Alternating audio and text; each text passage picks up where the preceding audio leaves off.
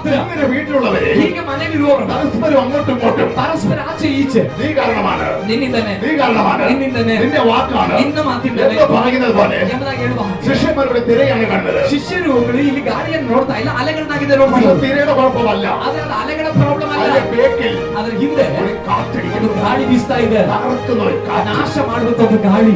ഈ കാറ്റിന് ആർക്കും കാണാൻ ಆ കഴിയുന്നില്ല. ಗಾಳಿಯನ್ನ ಯಾರಿಗೂ ಕಾಣ್ಲಿಕ್ಕೆ ಆಗ್ತಿಲ್ಲ. പൈശാചിക കാറ്റ്, ಸೈತಾನನ ಗಾಳಿ, കുടുംബത്തിന് വിരുദ്ധമായി ആയിരിക്കുന്ന കാറ്റ്, ಕುಟುಂಬಕ್ಕೆ ವಿರುದ್ಧವಾಗಿ ಬಡಿಯುವ ಗಾಳಿ. യേശു എന്നറിയാമോ?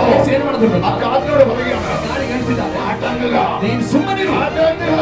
ಸುಮ್ಮನಿರು. യേശു കാറ്റിനെ ശാസിച്ചു. ಯೇಸು ಗಾಳಿಯನ್ನು ಗದರಿಸ್ತಾರೆ, തിരകൾ അവിടെ നിന്നു, ಅಲೆಗಳು ಶಾಂತ, പ്രശ്നങ്ങൾ അവിടെ ഒതുങ്ങി. ಸಮಸ್ಯೆಗಳನ್ನು ಅಡಗಿಸಲು യേശുവിന്റെ നാമത്തിൽ ഒരു വിഷയം വരുമ്പോൾ ಸಮಸ್ಯೆ ಬರುವಾಗ വ്യക്തിയെ നോക്കരുത്, ಆ ಸಮಸ್ಯೆ ಉಂಟು ಮಾಡುವ ವ್ಯಕ್ತಿ ആ വിഷയത്തെ കൊണ്ടുവരുന്ന ಆ ಸಮಸ್ಯೆಯನ್ನ ತರುವ ദുരാത്മാവിനെ നീ കണ്ടാൽ, ಸೈತಾನನನ್ನ ನೀನು ನೋಡಿದ್ರೆ, അതിനെ ശാസിച്ചാൽ ಆ ಸೈತಾನನ ಗದರಿಸಿದ್ರೆ വിഷയത്തിന് പരിഹാരം. ಈ ವ್ಯಕ್ತಿ ಸೈಲೆಂಟ್ ಆಗ್ತಾನೆ, ನಿನ್ನ ವಿಷಯಕ್ಕೆ ಪರಿಹಾರ ಉಂಟಾಗುತ್ತೆ. യേശുവിന്റെ